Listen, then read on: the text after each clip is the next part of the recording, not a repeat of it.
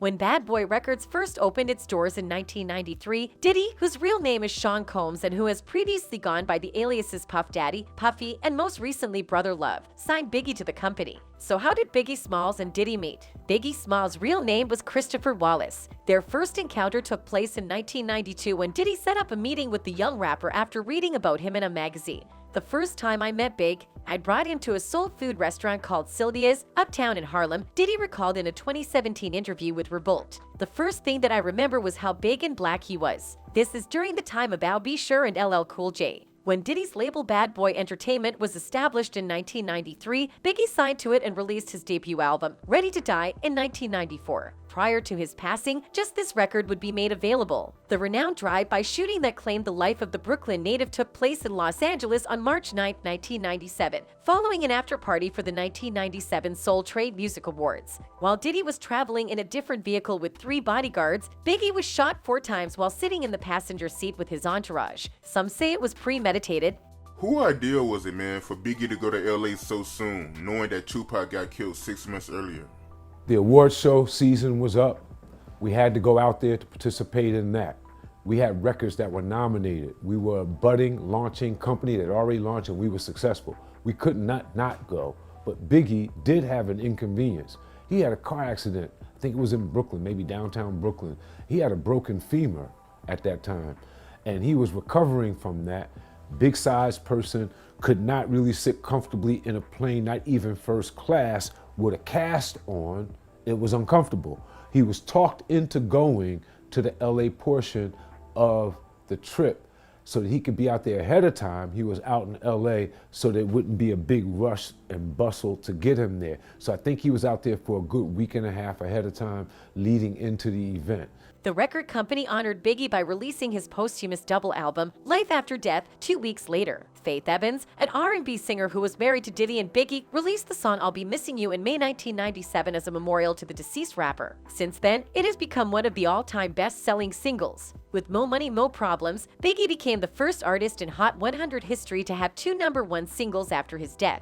It was the second single from Life After Death, following Hypnotize, and it featured Puff Daddy and Mase. Diddy has frequently paid respect to the rapper on social media in the years since the notorious Big's untimely death, sharing several flashback photos of the two together. In 2017, he told Wendy Williams he still feels a responsibility for Biggie's death. I think I'll always feel some sort of responsibility because I'm in this thing with him. He's my artist. Diddy said, is that perhaps a Freudian slip? He recalled the conversation he shared with the rapper right before he was killed. He was supposed to go to London that night and I let him talk me into not going to London and staying in LA, Diddy detailed. That's something that really bothered me throughout my life. Sometimes you have to really go with that decision in your gut, and in my gut it was like, you need to get on the plane. This is God's world. It's his plan, but honestly that's one of the things I regret is not making sure that he went to London. He said, style culture, you know what I'm saying? He wanted to be there, but Puffy was working on No Way Out.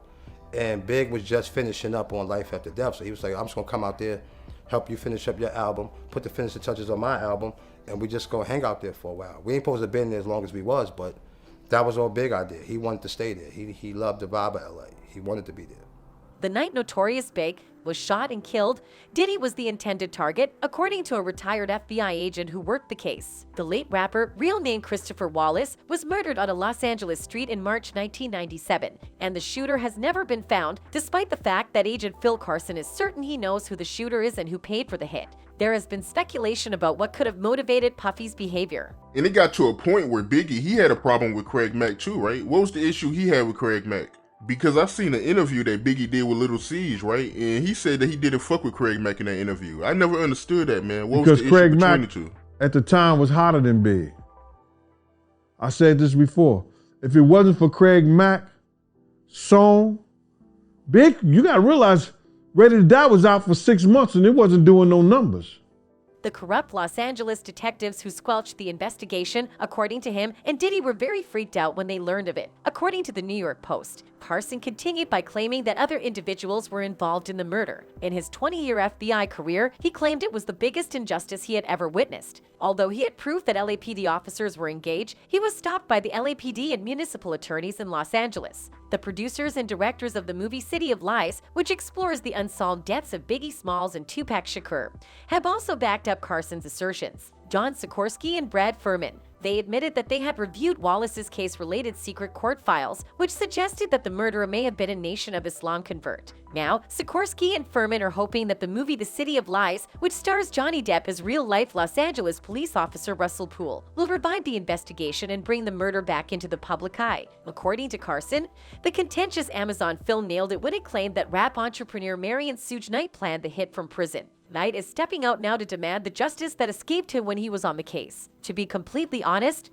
he was aware that he would leave one day. At the time, he described his interaction with the LAPD as absolute misery. He also asserts that there is sufficient information to determine who killed Biggie. Rapper Mase, a former member of the Bad Boy label, just released the song Oracle 2, Standing on Bodies, which openly criticizes Sean Diddy Combs, his former employer and business partner. Mase attacks Diddy's reputation while rapping over a mid-tempo beat fueled by horns in 808 seconds, citing both his purported business activities and his ostensible lack of support for artists that were once associated with the Bad Boy label. He raps, "I'm the ghost of Shine. I speak for every artist never spoke their mind, representing every artist that was left behind. From Craig Mack to G-Dep, I still remember them kids trampled. For every producer you ever stole their sample," alluding to the infamous City College incident from 1991, in which 9 people were crushed at a celebrity basketball game promoted by Diddy. Mase continues on after that. He pushes Diddy to represent Mount Vernon, where he is from, rather than Harlem, where Mase is from. He also charges Diddy with underpaying the notorious Big S mother, Valletta Wallace, and using the rapper's passing as a publicity stunt. "I'm just a Harleman repping down a Vegas strip with my own Suge. You from Mount Vernon, NA, go and rep your own hood," he raps. "You ain't no architect, you just ain't a who know how to market death. Go pay his mother what she really worth, NA." While Mase never directly mentions Diddy by name, those familiar with both legends' history quickly attributed the rapper's bars on Oracle 2, Standing on Bodies, as slights towards the man he once topped the charts with during his own heyday. This isn't the first time Mase has called out Diddy. In 2020, following Diddy's comments regarding empowerment for black artists, he accused Diddy of not practicing the principles he demanded of the music industry in his dealings with artists.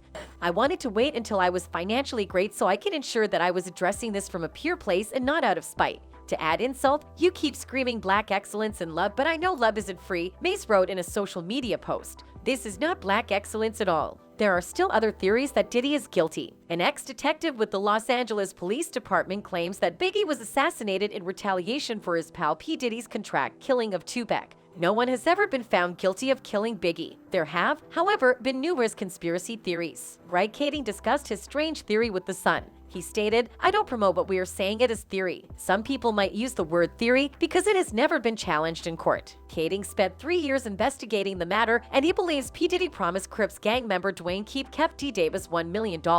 In exchange, he would murder Marion Hughes Suge Knight, Tupac's manager, and both of them. He claims that Kef D persuaded his nephew Orlando Baby Lane Anderson to carry out the shooting in its place, but he only succeeded in killing Tupac. Wardell Poochie Faust, a member of the Bloods gang, was allegedly paid by Knight to kill Biggie for a pittance of $13,000, according to him. He claimed to the newspaper that he even managed to coax a confession out of Kef D, but by this time Poochie and Baby Lane had passed away and couldn't be tried for their crimes. He continued by saying that the Kef D confession was now irrelevant. "The American law has agreements. They can tell us everything they know about their own involvement in a crime, but we cannot use their own incriminating statements against them. As we are all aware, many believe that Tupac is still alive." In 2014, the CIA posted on Twitter that they had no idea where Tupac was, but they did not state that he had passed away. So, do you think Pac is still out there? Let us know in the comments and don't forget to subscribe. Goodbye.